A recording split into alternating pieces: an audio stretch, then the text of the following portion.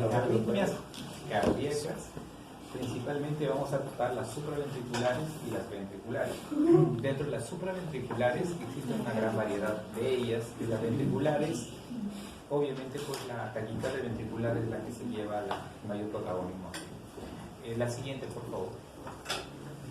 Entonces, los mecanismos de la arritmia, principalmente dentro de las supraventriculares, tenemos las más frecuentes, la fibrilación auricular y la taquicardia supraventricular, o conocidas como la TPSV, taquicardia paroxística supraventricular. La escuela que sigue también en frecuencia tenemos la taquicardia auricular o taquicardia atrial frecuentemente, y también tenemos al flúter auricular.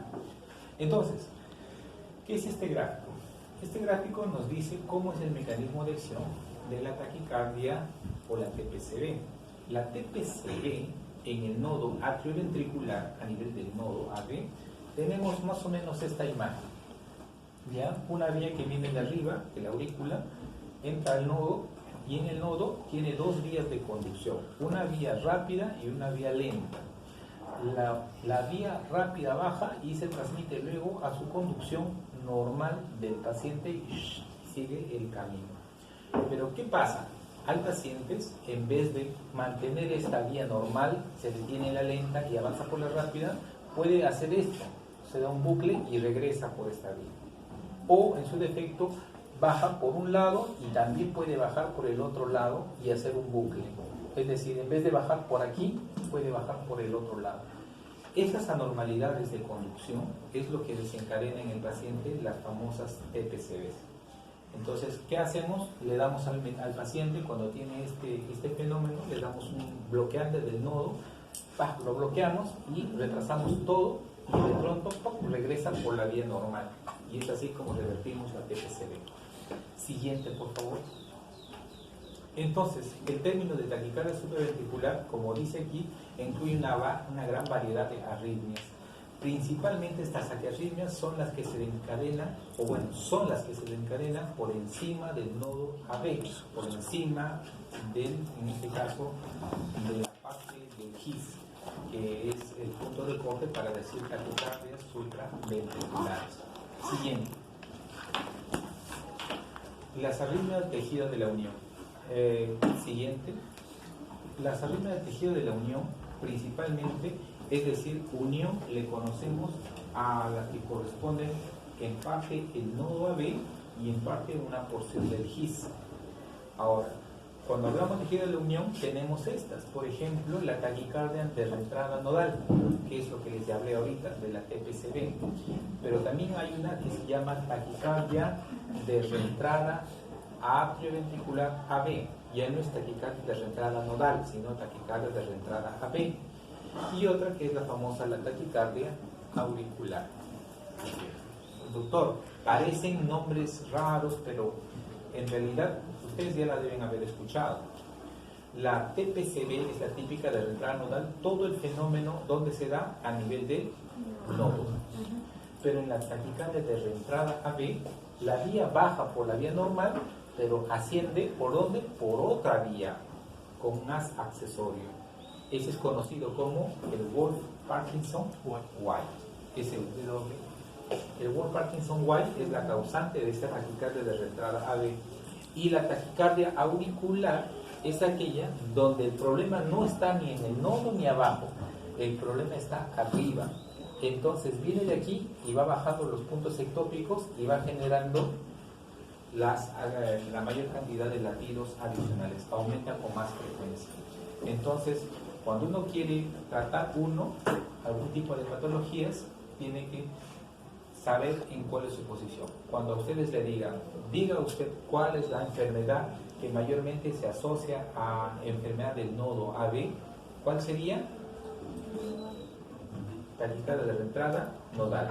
¿Cuál es la que se asocia a la presencia de una vía accesoria? La taquicardia de reentrada AB. ¿Y cuál es la enfermedad que se asocia a ectopias múltiples auriculares? Taquicardia.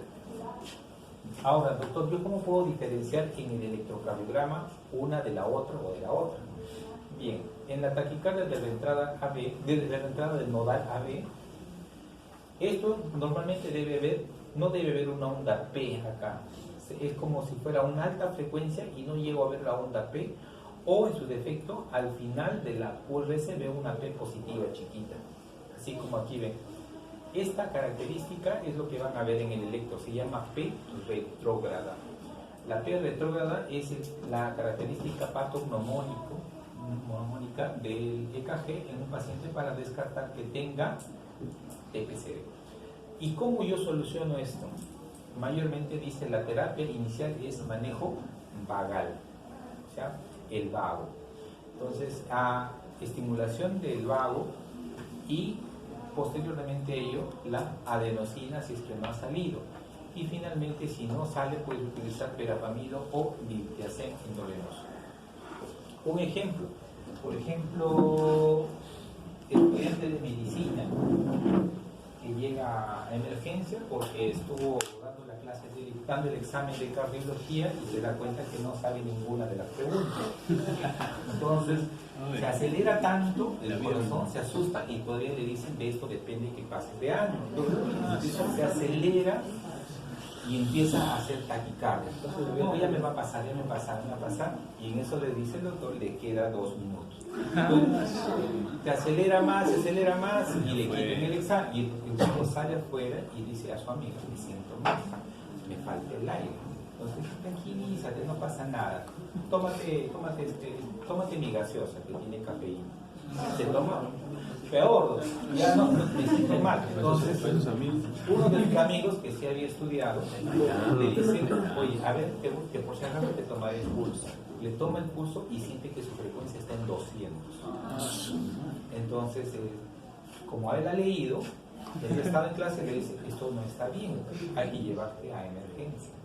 Entonces la lleva a emergencia y en emergencia le encuentra el médico, le examina y le dice, sí, pues efectivamente está con una taquicardia en 200 su compañera. Hay que pasar la shock trauma. Le toman la presión 80-40, tendencia a la hipotensión. Entonces la chica ya empieza a estar y él, bueno, ¿qué es el chico? Ya porque la chica sí estudia. Entonces el chico va, está el joven, ya está ahí en la emergencia, está al médico y dice, doctor, ya me está empezando a doler el pecho. Entonces se empieza a asustar. ¿Y cuál es la primera maniobra que deberían haber hecho? Manejo vagal. Un manejo vagal para esto es el masaje carotídeo. Entonces, ¿qué hubiese sido lo ideal en el paciente? Es haberlo sentado un ratito en la mesa o en la silla, sentado en la camilla, inmediatamente o un lado del cuello hacerle un masaje carotídeo, donde el cuello en el pulso, masaje y esperar. No al mismo tiempo las dos carótidas, no le llega sangre al cerebro. Un lado y si no, el otro lado. Ya, entonces, y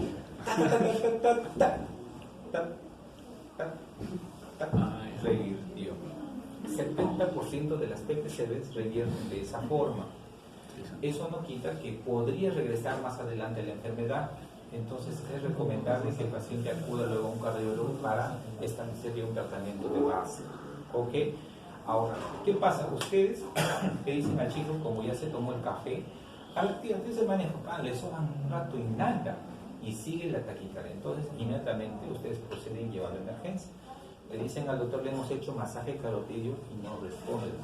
Como el doctor no les va a creer, va a decir, a ver, lo va a recostar, le va a hacer su masaje y tampoco va a salir. Entonces, inmediatamente el doctor, ¿qué va a poner? Adenosina de 6 miligramos en la ampolleta endovenoso y un bolo se pone en la porción más cercana al corazón. Brazo izquierdo, presura del brazo y en una vía limpia. Le ponen adenosina y después de la adenosina un bolo de cloruro para que pase rápidamente al corazón. La adenosina es rápido, tiene un efecto de muerte, sensación de muerte. ¿Por qué? ¿Qué hace la adenosina? Te bloquea el ritmo cardíaco. O sea, genera un bloqueo brusco en el nodo y el paciente siente la muerte inminente. Eso es lo que refieren los pacientes, ¿no? Quizás sea así, pero bueno, lo que sí nosotros vemos en el monitor, que de pronto lo que está así, se hace una línea. Y sale. No se asusten, no se asusten porque el que no sabe, ese rato empieza a gritar, a desesperarse. Dicen, todos se están muriendo, se están muriendo. Y no pasa nada, sino porque la adenosina tiene un tiempo de vida corto. Entonces ustedes le dan y nuevamente regresa. Pero el paciente en ese momento se agita, se desespera, así que ustedes tienen que explicarle que puede sentir esa sensación. ¿Ok? Por si acaso. Entonces regresa y lo primero que van a decir es cuánto tiempo se va a quedar el paciente acá con nosotros en emergencia. Nada, el paciente se va a su casa inmediatamente. Si no ha habido ninguna otra complicación, se tiene que ir a su casa porque el manejo de la TPCB no es hospitalario, eso es manejo ambulatorio. Ahora, ¿qué tienen que evitar estos pacientes? Adrenérgicos, estimulantes, Red Bull, Bol, energizantes, quemagrasas, todas esas cositas que pueden generar más taquicardia. Esos pacientes son más exponentes. Ahora, doctor, si es una patología tan sencilla, ¿para qué preocuparme? Puede preocupar porque quizás te dé en un momento en el cual tú estés bajando o subiendo las escaleras o estés corriendo y no sientes la sensación de la palpitación y tú piensas que es la agitación normal. Llega un máximo en la cual ¡pum!, te desmayes. Y puede ser que lamentablemente te desmayes en una zona donde sea peligrosa y puedas caer con una contusión cerebral y haces una ACV hemorrágica. Y la mayoría de las complicaciones son más por los efectos de las caídas que han tenido los pacientes. O hacen arresto cardíaco, o sea, hace tanto el corazón que ya no aguanta y es como un infarto y el paciente empieza a entrar en insuficiencia cardíaca aguda y eso hace que el paciente no respira bien y luego haga insuficiencia respiratoria y si no tiene asistencia también puede ver. Hay cuantos casos en los hospitales con este problema que han hecho hipoxia cerebral, así que no es un tema tan benigno como muchos creen. El paciente debe irse a casa después de la adenosina, normalmente debería irse para terapia clónica con beta bloqueadores o pues normalmente nosotros utilizamos la propafenona como fármaco para evitar las recurrencias de la TPCB. ¿Ok? Mira, ya saben, hay que darle 150 miligramos cada 24 horas la propafenona o beta block 2,5 a 5 miligramos cada 24 horas para la hospitalización. No estén pidiendo interconsulta cardiología para que le dé el alta. El otro caso, el paciente viene, es un joven, 16, 18 años, y de pronto empieza con una palpitación intensa, y en el electro le pedimos y encontramos efectivamente una onda P aquí. Vemos una onda P aquí, una onda P que está acá después del QRS. Uy, dice, no, todo esto es típico de un Wolff-Parkinson-White. Pero es bien difícil diagnosticarlo a alta frecuencia. Cuando está a alta frecuencia es muy difícil ver estas diferencias si es un Wolff o no. Pero una característica muy interesante es que en el Wolff-Parkinson-White, en la entrada nodal, también pueden salir con maniobras vagales, también salen con adenosina y también pueden salir con verapamil multiplicación. ¿Y cuándo nos vamos a dar cuenta? Cuando después de haberle hecho revertir a su ritmo normal, al salir, sale con el electro de la pancita, es decir, con la onda delta. Se vuelve a su ritmo normal y sale con un electro con una pancita. Entonces eso dice, uy, esto fue un Wolff-Parkinson-White que obviamente debutó con su taquiarritmia. Cuando tienen Wolff-Parkinson-White, el tratamiento tiene que ser también con beta bloqueadores, pero la indicación ideal para estos pacientes es que la ablación. Tiene que ablacionarse, es decir, entrar con un catéter hasta el corazón, encontrar esta vía anómala y quemarla por radiofrecuencia. Quemada la radiofrecuencia ya no va a haber por de subir, entonces se queda anulada esa vía. Tercera, la taquicardia atrial. La taquicardia atrial son puntos ectópicos en una determinada aurícula por algún fenómeno de dilatación, presiones incrementadas, qué sé yo, que ha generado la arritmia. Esta taquicardia atrial va a estimular rápidamente la vía del nodo y va a aumentar y le va a ganar el ritmo sinusal. Entonces, ¿cómo yo voy a ver aquí? Voy a ver a través de la onda P. Pero la onda P, si se percatan aquí, es una onda P para abajo. Es muy diferente de una onda P sinusal. La P sinusal es para arriba. Aquí esta tiene una P para abajo. Entonces, oye, ¿por qué la P está para abajo? Quiere decir que viene de un punto ectópico diferente al del nodo sinusal. por eso tiene otra morfología de onda P. Entonces, esto va a caracterizarse como una taquicardia auricular. Esta taquicardia auricular no sale con manejo vagal, manejo con maniobras vagales. Puede salir con adenosina muy pocas veces. Puede salir con verapamil o diltiazem, la gran cantidad de veces sale con verapamil. Pero frecuentemente remiten con más intensidad con la amiodarona endovenosa. Con 150 miligramos endovenoso, lento, mejora la taquicardia auricular. Y terapia crónica. Después que ya mejoraron su frecuencia, ya revirtió, ya le dan amiodarona, ya salió, se queda con beta bloqueadores. Ahora, doctor, entonces, si yo no me recuerdo lo que usted dijo, ¿qué debería recordarme por lo menos hasta que llegue el internado o hasta que esté en una emergencia? Que en los 3 casos pudieron haber dado adenosina y adenosina. Por lo menos si ven eso, por lo menos han hecho lo que el protocolo hace. ¿Sí? Ok, sencillo. Mira, ya más fuerte que eso. Siguiente.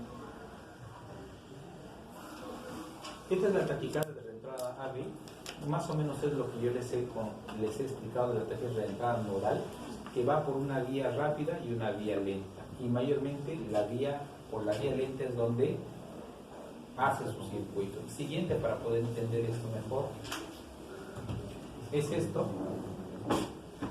la taquicardia de reentrada nodal. Pero hay que diferenciarlas aquí en la taquicardia de reentrada AB. En la taquicardia de reentrada AB está la vía accesoria del Wolf, pero acá hay 2 conceptos. El Wolf puede generar una vía que baje por el nodo y suba por la vía accesoria, pero también puede generar una que baje por la vía accesoria y suba por el nodo. Cuando hay ese fenómeno, cambia el electrocardiograma.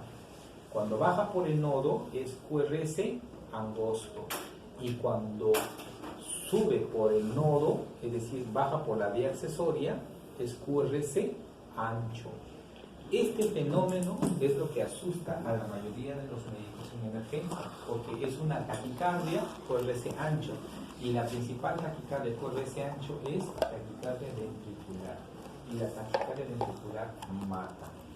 Así es que entonces se asustan y dicen, doctor, ¿qué es? Llaman al cardiólogo, el cardiólogo va y encuentra la onda P.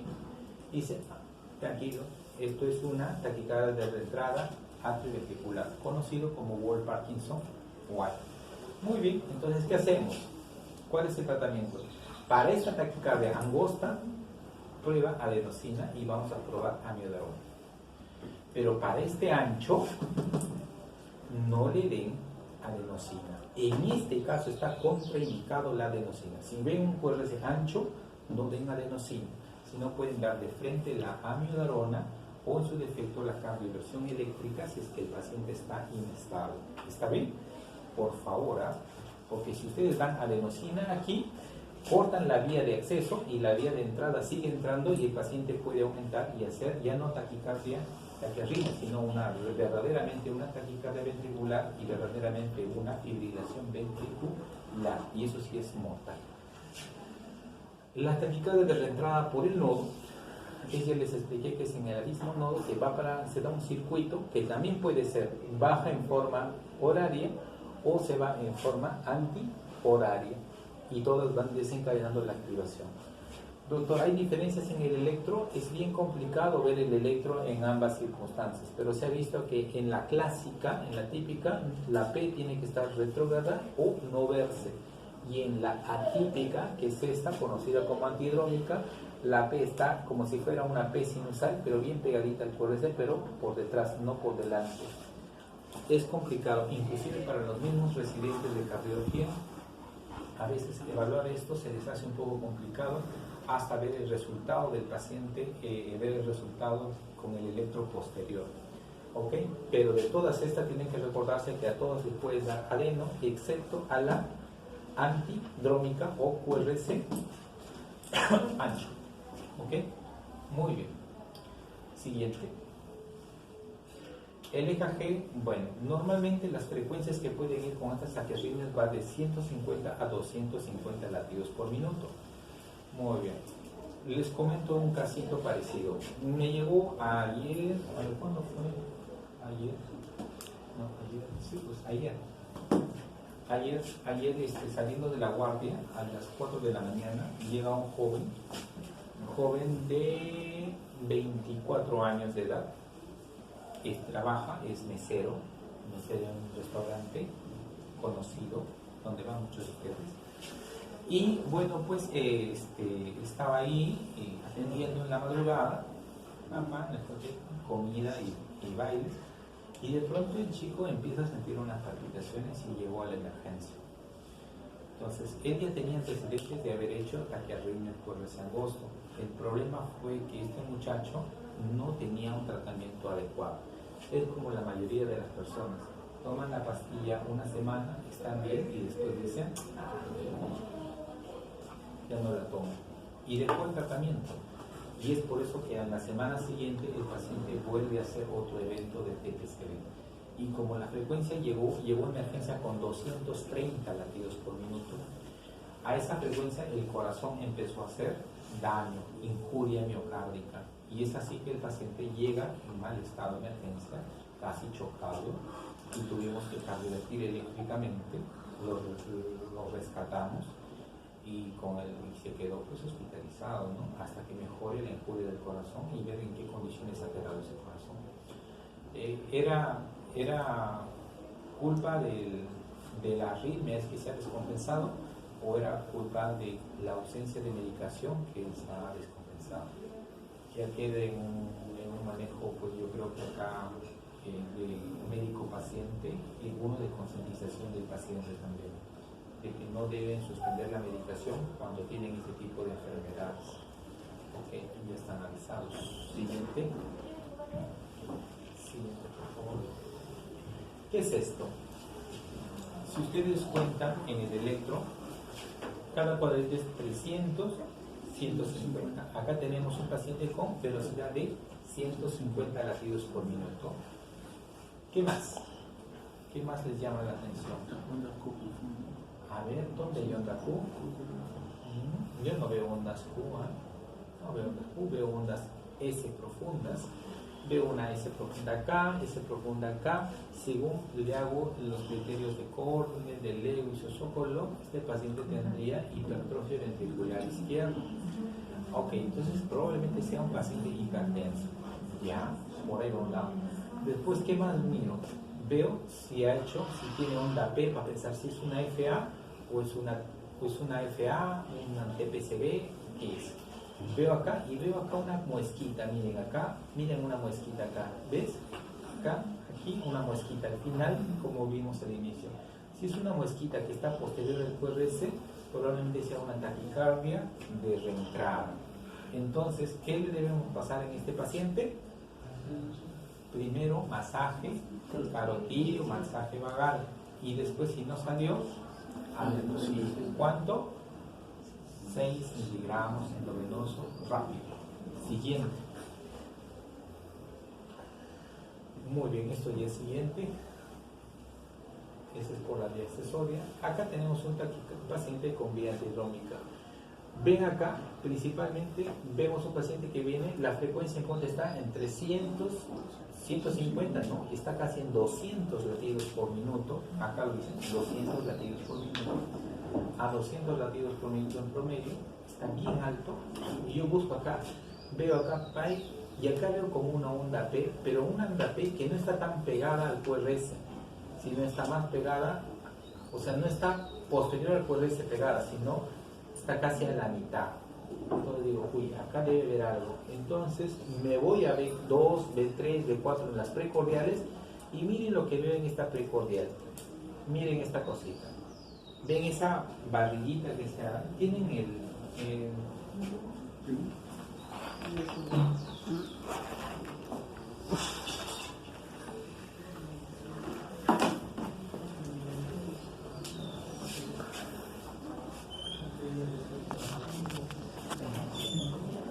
esto es la onda delta. Esto es un electro normal. Por lo tanto, cuando ustedes vean esto, tienen que pensar en qué, en una vía accesoria, una presentación de Wolff-Parkinson-White. Pero si el paciente, esto en B1 es QRS angosto, entonces en este caso estaríamos viendo una vía que baja por la vía del nodo y sube por la vía accesoria, es decir, la vía ortodrómica, como está en la guía. Y nada, el manejo va a ser parecido. Siguiente, por favor. Eso es lo que pasó en el paciente, taquicardia de entrada AB, y empezó a bajar por la vía accesoria, pero en este caso, cuando baja por la vía accesoria, el QRS, ¿cómo es? Un QRS ancho. Cuando baja por la vía nodal, es QRS angosto. Siguiente. Y regresa. Miren, la característica, cuando sale el paciente debe tener un PR corto. Si el PR es corto, quiere decir que probablemente puede ser una vía accesoria. Si el PR normalmente debió haber sido escrito así, de una persona sana, ¿entienden? Este paciente tenía PR corto, porque en este caso el PR, ¿cómo hubiera sido acá? Hasta acá, ¿no? Es cosas muy diferentes. El PR corto es menos de 80 y el PR normal debe ser de 80. PR corto tenemos, perdón, no, estamos confundiendo con QRS. Tenemos acá de 120 a 200 milisegundos. A 200 milisegundos es lo normal. Y el PR corto cuando es menos de 120 milisegundos. ¿Ok? Esa es la característica del PR. Siguiente. Síndrome de preexcitación es lo mismo que hemos visto. Tienes la botita. Perfecto. Ahora, acá en la vía de preexcitación, el objetivo de este síndrome como tal es tratar de encontrar esta vía accesoria y ablacionar, quemar, nada más. Así de sencillo. Hay presentaciones diferentes, sí existen presentaciones diferentes en la vía de preexcitación. Está la vía accesoria de Mahain, que es la atriofascicular, Está la atriofascicular o atrio o fascículo ventricular, que es del fascículo al ventrículo, que también es una forma de Mahain. Y tenemos la Mahain nodo ventricular, que viene directamente del nodo al ventrículo. O sea, hay varias presentaciones. Viene de aquí, de frente, por acá, viene por acá, viene de acá desde arriba o viene de arriba hacia abajo. En conclusión, de todas estas presentaciones, cuando tenemos la vía de preexcitación, no las vamos a poder diagnosticar nosotros por un simple electrocardiograma. Estas se diagnostican a través de un estudio electrofisiológico, es decir, con unos catéteres dentro del corazón. Pero siempre tenemos que tener en consideración que existe esta preexcitación cuando hay esta PR corto. Siguiente. Entonces, ¿cómo definen al síndrome de Wolff-Parkinson-White? Cuando el PR es menos de 120 milisegundos y su frecuencia es alta, pero también cuando el QRS va a más de 120 milisegundos, quiere decir que la vía accesoria probablemente no esté bajando por el nodo, sino por la vía accesoria, por ahí se esté transmitiendo la carga, por eso es un QRS ancho. Entonces tenemos, esto es lo que yo quiero que se recuerden sobre el PR corto. PR menos de 120 es lo que caracteriza a una vía de preexcitación, y siempre hay que buscar en PR corto la presencia de la onda delta, que es la onda delta. ¿Ok? Listo. Siguiente, por favor. Esto es lo que les puse. Recuérdenlo cómo son las características. Busquen siempre en el PR y no dejen de analizar. Si tienen un paciente con PR corto, mándenlo al cardiólogo para nosotros desenmascarar si realmente es un síndrome de Wolff-Parkinson-White y sobre eso darle tratamiento, porque el Wolf puede ser peligroso con el tiempo. Siguiente. Fibrilación auricular. Fibrilación auricular no es otra cosa que es la presencia de una arritmia donde el RR es irregular. ¿Tiene onda P? No tiene onda P, no se ve la onda P. Entonces es un electro donde tú estás irregularmente de esta forma. Viene así, después viene así, viene así, después viene así, viene así, viene así. Y no puede estar así. ¿Ok? No hay un ritmo constante y no hay presencia de onda P.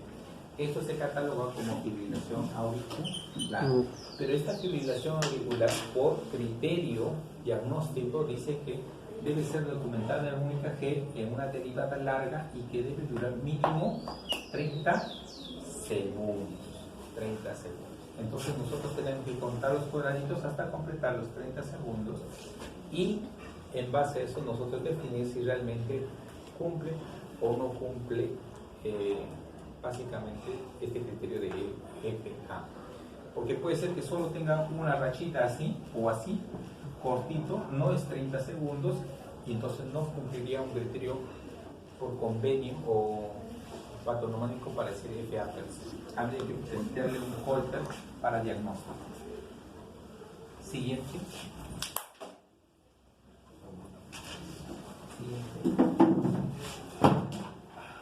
¿Qué más? Tenemos la FA. Las FA tienen varias características. Tenemos FA que aparece de reciente inicio, las FA paroxísticas. Aquí está el truco. En la FA paroxística deben durar, dice, menos de 48 horas, pero se considera hasta los primeros 7 días. Y la FA persistente es la que dura más de 7 días hasta pasar más o menos llegar al año. Y la FA persistente de larga duración es cuando duración es más de un año. Por lo tanto, más de una semana es FA persistente y persistente de larga duración cuando dura más de un año. Y doctor, ¿y cuándo decimos que es una FA permanente? Cuando ya pasó igual que la persistente más de un año, pero usted le dice al paciente, ¿sabe qué? Su arritmia ya no la vamos a corregir, la vamos a dejar en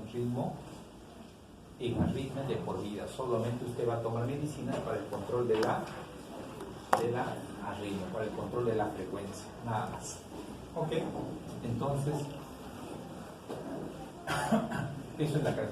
Entonces, cuando les pregunten, cuando les digan, ¿existen FAs? Sí. ¿Cuáles son las características? Si por ahí les dicen, diga usted cómo se caracteriza una FA paroxística. Aquella que tiene una duración idealmente menos de 48 horas, pero hasta los 7 días y se acabó. Y si es más de los 7 días pasaría a ser persistente.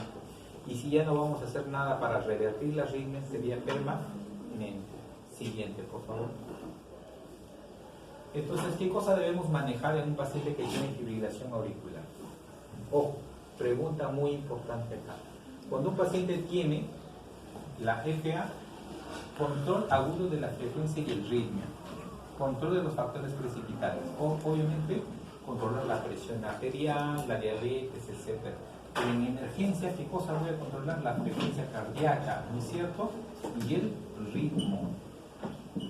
Si es que es agudo, puedo controlar el ritmo si es una FA paroxística, pero si es persistente ya no lo puedo revertir, lo dejo simplemente como con tratamiento de control de frecuencia. Si es paroxística, ahí sí puedo dar, si es persistente, no.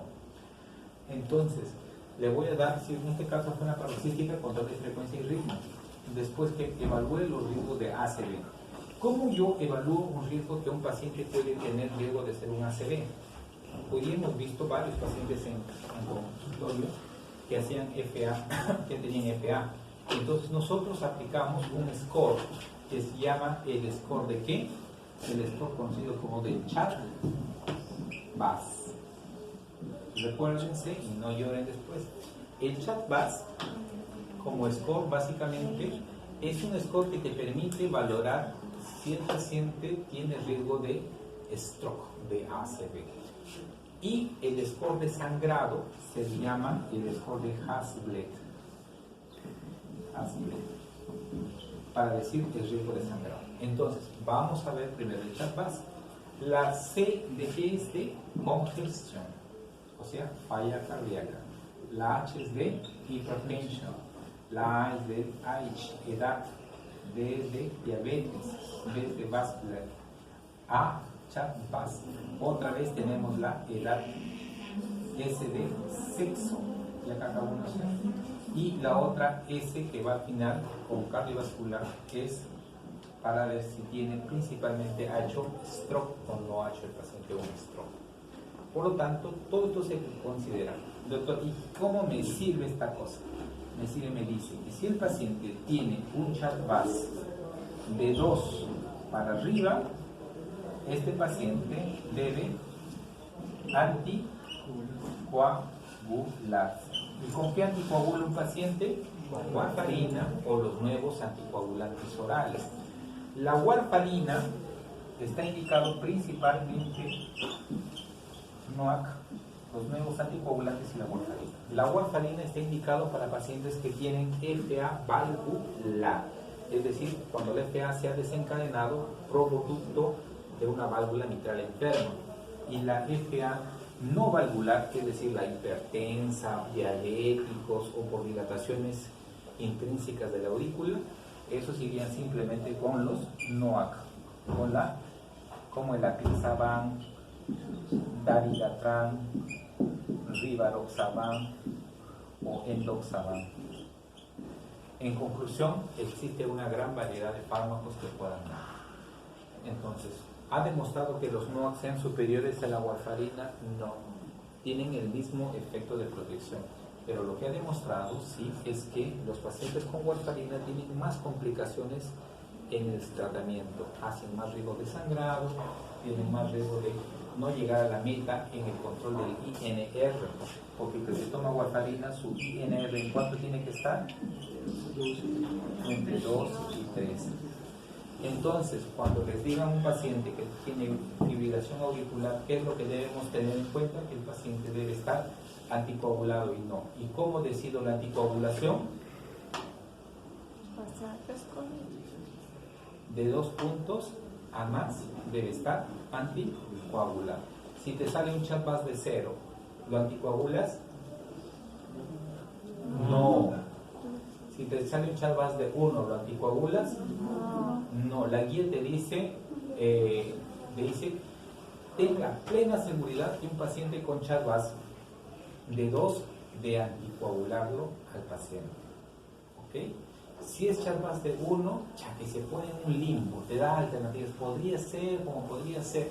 Entonces, yo les sugiero que si es CHA2-VAS de 2, anticoagulen. Si es CHA2-VAS 1, ya hay otros criterios que el cardiólogo toma, por ejemplo, el tamaño de la aurícula, otros factores para anticoagular al paciente, para tomar esas decisiones. ¿Bien? Ok.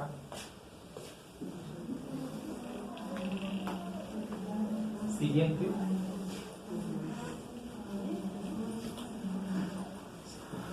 Aquí está el CHA2-VAS para los que no para que lo puedan leer con calma en casa. Todos los criterios, los puntajes que dan en el CHA2-VAS, y en función a eso nosotros hacemos los puntajes. Como nosotros ya tenemos práctica en eso, lo hacemos mentalmente, ¿no? O sea, todito este cuadrito, le preguntamos, ¿tienes hipertensión, diabetes? ¿Cuántos años tienes? Y le preguntaba, ¿has tenido un ACV? ¿No has tenido? ¿Tienes problemas venosos? ¿Sí o no? ¿Enfermedad coronaria? ¿Sí o no? Listo, ya, CHA4. Y se acabó. Es práctica. Es como ustedes, ¿no? También tienen práctica en otras cosas. Muy bien. Siguiente, por favor. En otros cursos me refiero. Ya, bien. Entonces, acá lo que quiero explicarle con la guía. La guía dice, si tu paciente tiene enfermedad cardíaca mecánica o estenosis mitral, o sea, si es una FA valvular, si es una valvular o tiene una válvula protésica asociada, de frente usa ¿qué cosa? Warfarin. Si tu paciente dice no tiene nada, no tiene prótesis y la mitral está normal, entonces, y el paciente tiene riesgo de hacer, le hago el CHA2-VAS. Si el CHA2-VAS es 0, no está indicado el tratamiento antiagregante y anticoagulante, o sea, no le doy nada. Si tu chat vas te sale 1, dice se debe considerar la anticoagulación oral, nivel de evidencia 2B. Podrías pensarlo, podrías analizarlo. No te dice. Entonces, cuando te dices se debe considerar, tú tienes que aplicar el criterio del Haslet. El Haslet. El Haslet es el riesgo de sangrado. El punto de corte es 3. 3 o más. Si es más de 3, el riesgo de sangrado es alto. Entonces, si tiene un riesgo de sangrado alto, ¿el paciente debería anticoagularlo? No, porque si me dice podrías ver ahí y me dice que puede tener más riesgo de sangrado, riesgo-beneficio, no le doy. Pero si su Haslet me sale 1, tiene bajo riesgo de sangrado, podría darle la anticoagulación. ¿Ok? Eso es lo que te dice la guía.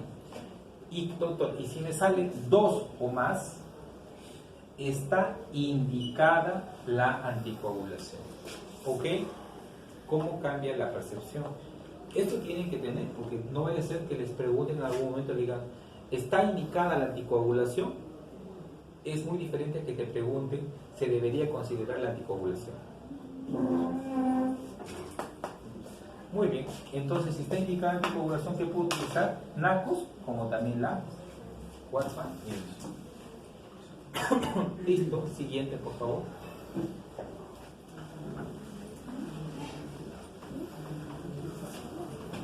Muy bien, acá el control agudo de la frecuencia. Entonces, acá es interesante en función de la fracción de eyección. Si el paciente tiene una frecuencia cardíaca, tú tienes que valorar dos cosas. La fracción de eyección.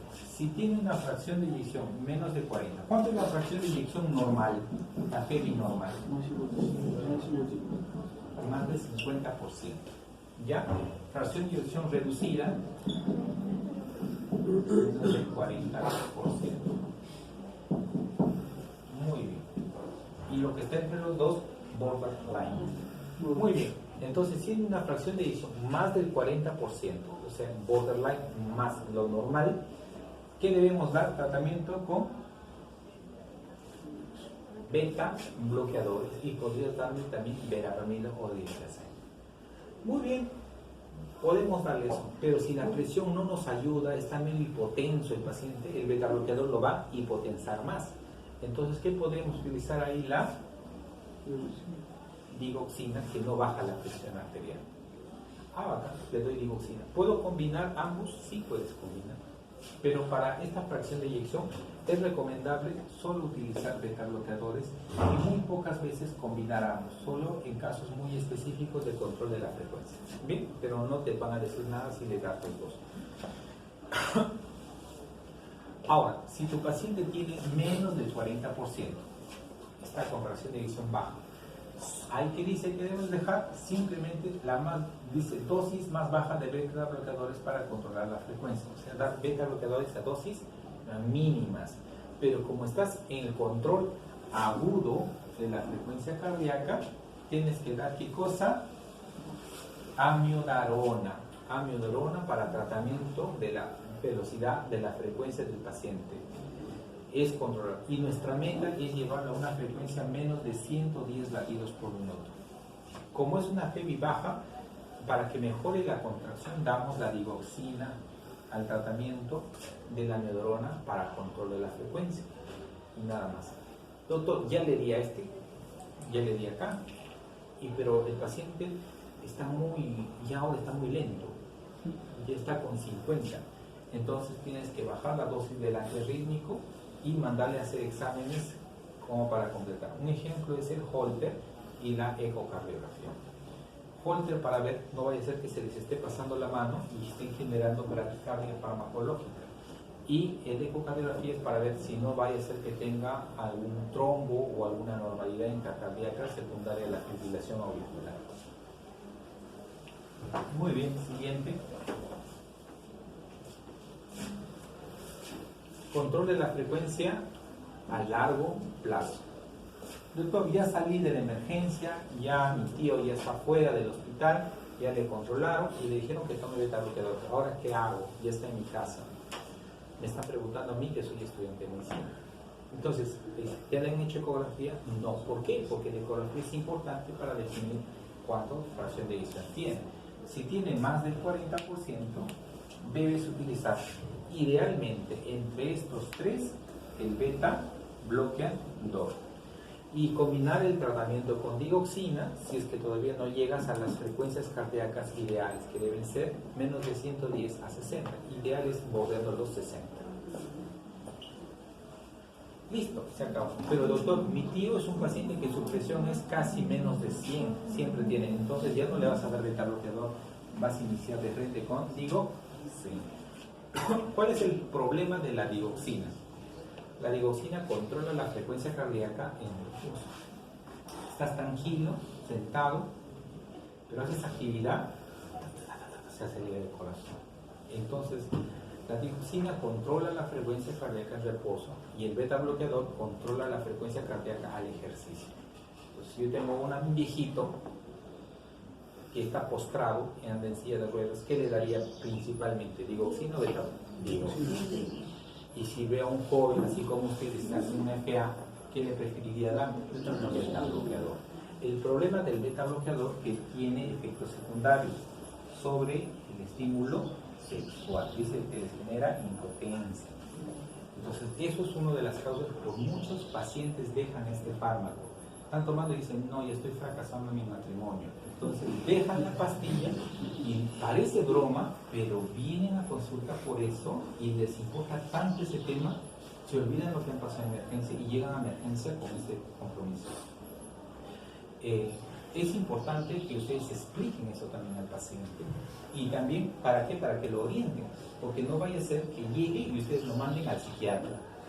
O vaya a ser de ustedes, porque ¿a dónde van a acudir estos pacientes en la consulta? A ustedes. Ustedes van a ser los médicos segunistas. Entonces ustedes tienen que explicarles los riesgos y beneficios de suspender el fármaco o el medicamento. Y no es broma. Van a tener que tomar las decisiones cada uno de ustedes en su debido momento y también saber orientar al paciente para que no haga o no cometa errores. Así que yo creo que a veces entre broma y broma, a veces es muy serio el tema también, en el sentido de que cuando tengan que hacerlo, tengan que tomar una mejor decisión. Ahora, existen beta bloqueadores que no tienen tanto ese efecto secundario sobre el sistema reproductor. Sí. El fármaco se llama Nebivolol, como muchos de los chicos saben, el Nebivolol. El Nebivolol viene de 5 miligramos, tiene ese efecto. El doctor Azañero conoce mucho de esto. Entonces, por este fenómeno, ¿no? Entonces, bueno, pues ya sabemos que entonces pueden sugerir rotar a este fármaco, si en algún momento. Y si es que ustedes tienen la duda o algo así, mejor mándenlo al cardiólogo para que nosotros podamos hacer el seguimiento. ¿Bien? Ahora, ¿qué pasa si el paciente tiene menos del 40%? O sea, a la justa su corazoncito se mueve. El beta bloqueador es lo ideal, pero pueden combinarlo con la digoxina. Personalmente, yo hago esto más esto. Combino para llegar a las metas. Si está hipotenso, igual solamente me quedo con la digoxina.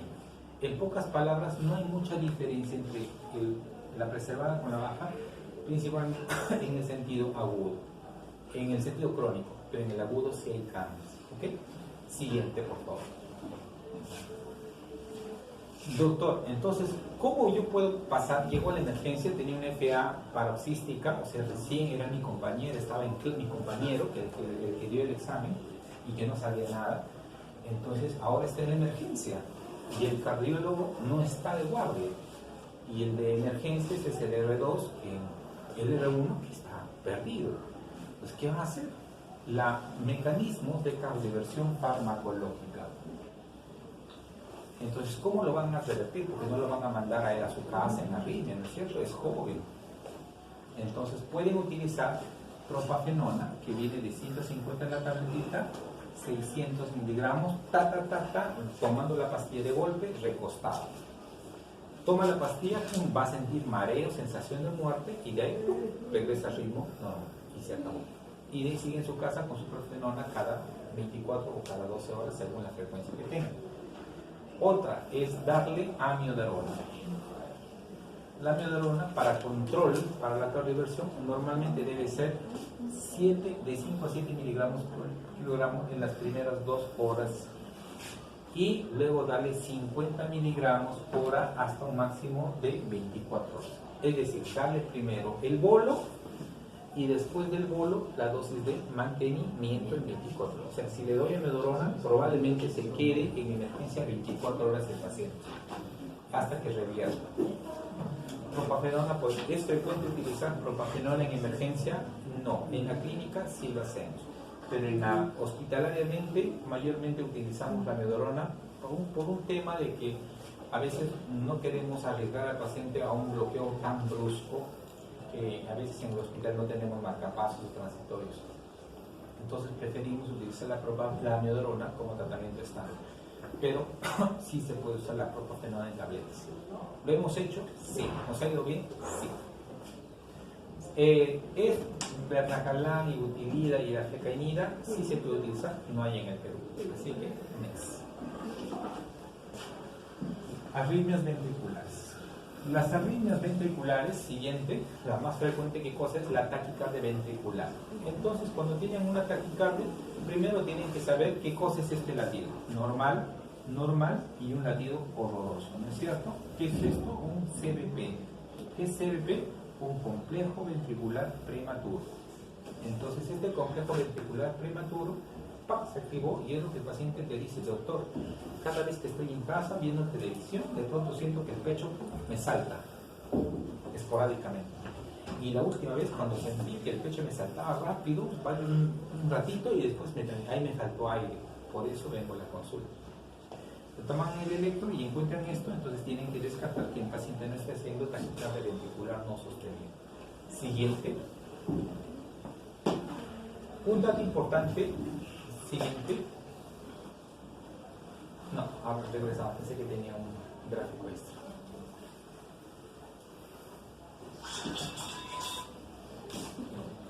¿Aló, Cherito? ¿Aló?